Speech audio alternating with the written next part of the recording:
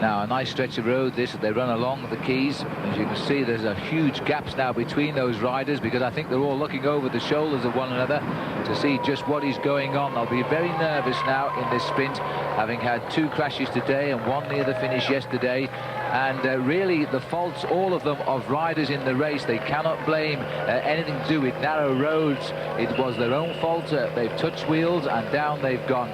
Now Zabel's boys are trying to control this race because they know that Eric can finish it off for a stage win. He's never worn the maillot jaune in a Tour de France. He's won the green points jersey on 2 occasions.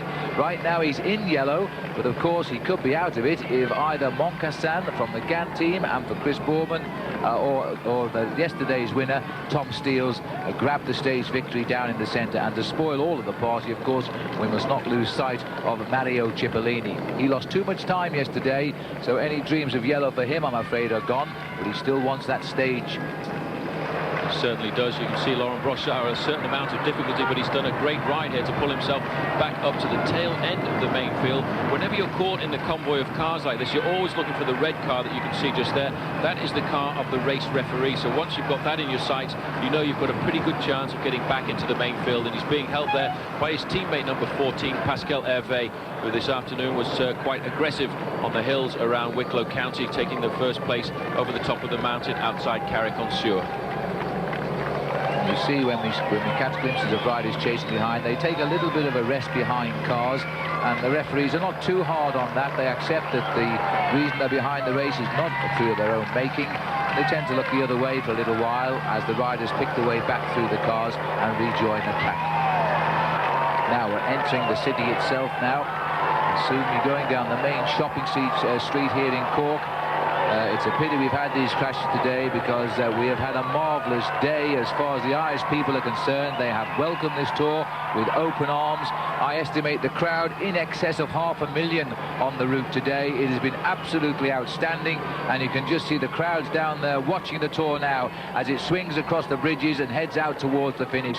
There's still about 3 or 4 kilometres to go to the line, so there's plenty of time for the sprinters to get the men up there. But just look at the crowds down there. This is the main shopping street here in Cork now. Great job being done on the front here by Bart Layton and his onboard computer at the moment, reading about 65 kilometres an hour as they go right through the city centre of Cork. That's around about 40 miles an hour. If the police were out this afternoon, they'd catch a few for speeding. Well, they'd be brave if they tried to stop this lot right now, because you'll never halt the Tour de France in full cry for the prize of around £5,000 for the winner of a stage. But more importantly, today the winner could also claim what is now the vacant yellow jersey of the Tour de France. Sadly, Chris Boorman now out and here in Cork at the University Hospital.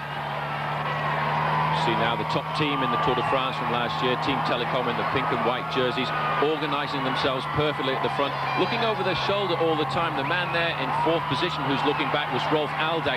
He's looking to see what the position is in the main field of his team leader Eric Zabel, and you can be sure there'll be a lot of riders like Tom Steels and Nicola Minali queuing up there to make sure they can get behind the German, because everybody regards Eric Zabel as the fastest man in this Tour de France at the moment, and the man likely to challenge him this afternoon, I think, is Mario Cipollini.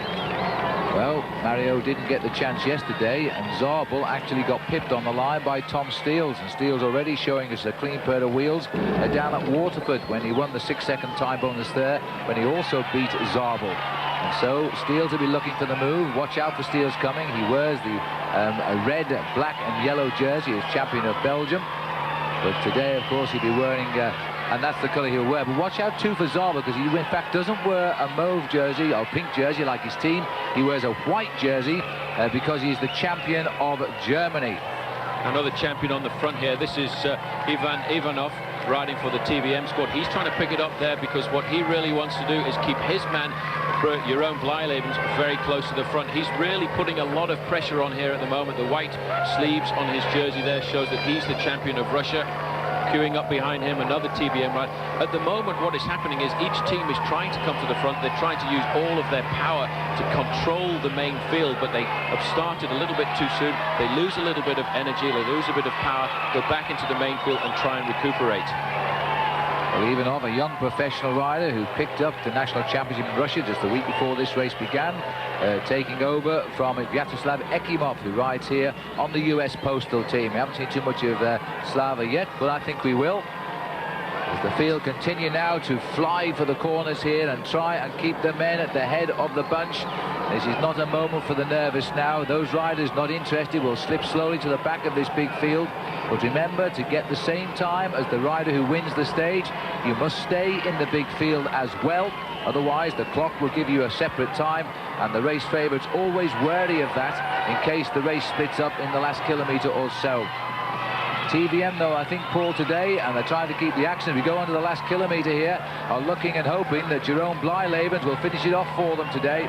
Well, Ivanov did a very hard turn there. He's disappeared from the front now, just leaving one final TVM rider who, in fact, has slipped just a little bit off the front there. Not great organisation. Now it's the GAN team taking over. Eros Poli on the front. In second position behind him is Magnus Baxen. In third place, you can be sure, is going to be the shape of Frédéric Moncassin. So maybe Moncassin will turn it around for GAN this afternoon. First place across the line will give him the yellow jersey, but Zabel's there. Zabel is there, and Tom Steels is here too, wearing the green jersey today, and not his national championship of Belgian colours, so you can see Steels hunting for the second win. Moncassin in a great place at the moment, second wheel in the bunch as they come for the line. But this could be Zanini now leading out. Watch out for Zanini, well in that polka dot jersey, a good sprinter. This again is a battle of the sprinters now. Moncassin coming to the right of our picture now. Up on the inside comes Cipollini, watch the left and the right. It looks like Van Heeft is having a go too. This is going to be a tight finish now as they dig for the line. Zabel is going to try and take it on the line, but as they come up towards the line, it's going to be a win for Jan Zverada, the champion of the Czech Republic. He has absolutely pulled the eyes over everybody, and Zverada comes out of the pack and takes the stage, steals the glory. And I'll have to wait and tell you who got the places, and then I might be able to tell you who is now the new leader of the Tour de France. Well, let's have a look at the sprint again now. This was really a superb finish. There's Jan Zverada lying second at the moment. The polka dot jersey of Zanini trying to creep through, an attack there by Paul Van Heeft of the Lotto team. And then the riders started to wind up for the finish, and the rider from the Rabobank was Robbie McEwen, the Australian, who finished third yesterday. He's the orange half colours there, now second in the line, but they couldn't get onto the back wheel of Jan Zverada here, and none of them. Cipollini coming with a late run, showing us the speed he has in those legs, but it will be second for McEwen and third for Mario Cipollini. Tom Steels was somewhere in there, but for my money now, the new leader of the Tour de France will be Eric Zabel of Germany. There's the face of Jan Zverada. And he made it look easy, but the fact was he timed his sprint to absolute perfection. Well, this has been an extraordinary day of racing here. The last day of the Tour de France in Ireland, finishing in Cork. The riders now catching an aeroplane literally only at 3 or 4 kilometres away and flying off to the northern coast of France, where the race will resume within the next 24 hours. The sad news of the day, Chris